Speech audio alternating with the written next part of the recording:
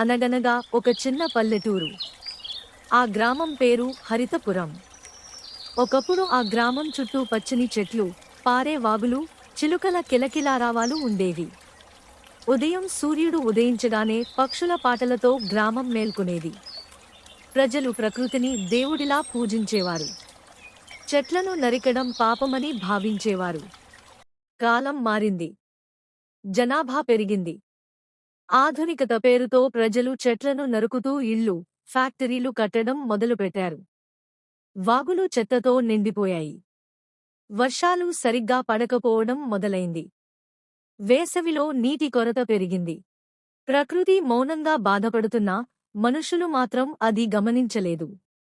ఆ గ్రామంలో అర్జున్ అనే 10 ఏళ్ల బాలుడు ఉండేవాడు. అతను 5వ తరగతి చదువుతున్నాడు. అతనికి ప్రకృతి అంటే ఎంతో ప్రేమ. పాఠశాలకు వెళ్లేటప్పుడు చెట్లను తాకుతూ, పక్షులతో మాట్లాడుతున్నట్లు అనిపించేది. తన అమ్మమ్మ చెప్పిన కథలు అతని మనసులో బలంగా నిలిచిపోయాయి.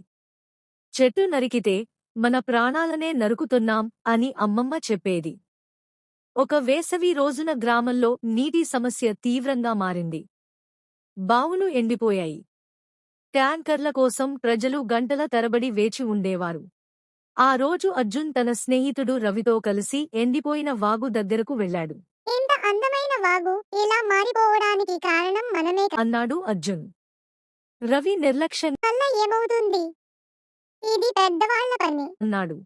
అర్జున్ ఆ మాటలు విని నిశ్చయించుకున్నాడు. పెద్దవాళ్లు చేయకపోతే మనం మొదలు పెట్టాలి అని. మరుసటి రోజు స్కూల్లో సైన్స్ టీచర్ సుజాత మేడం పర్యావరణం గురించి పాఠం చెప్పింది. అర్జున్ ధైర్యం చేసి మేడం, మన గ్రామంలో చెట్లు నాటితే ఎలా ఉంటుంది అని అడిగాడు. చాలా మంచి ఆలోచన అర్జున్. కానీ దీనికోసం అందరూ కలిసి పనిచేయాలి. ఆ రోజు నుంచి అర్జున్ తన స్నేహితులతో కలిసి ఒక చిన్న గ్రూప్ తయారు చేశాడు. వాళ్ళ గ్రూప్ పేరు హరిత మిత్రులు. మొదట వాళ్ళు ప్రతి ఇంటికి వెళ్లి నీటిని ఆదా చేయడం గురించి, ప్లాస్టిక్ వాడకాన్ని తగ్గించడం గురించి చెప్పారు. చాలామంది మొదట నవ్వారు. పిల్లల మాటలు ఏమి వినాలి అన్నారు. అయినా అర్జున్ వెనక్కి తగ్గలేదు. ప్రతి ఆదివారం ఉదయం గ్రామం చుట్టూ ఉన్న ఖాళీ ప్రదేశాల్లో చెట్లు నాటడం మొదలుపెట్టారు. స్కూల్ టీచర్లు కూడా సహాయం చేశారు. సుజాత మేడం అధికారులతో మాట్లాడి ఉచితంగా మొక్కలు తెప్పించారు. కొన్ని నెలలు గడిచాయి. నాటిన మొక్కలు చిన్నగా మొలకెత్తాయి.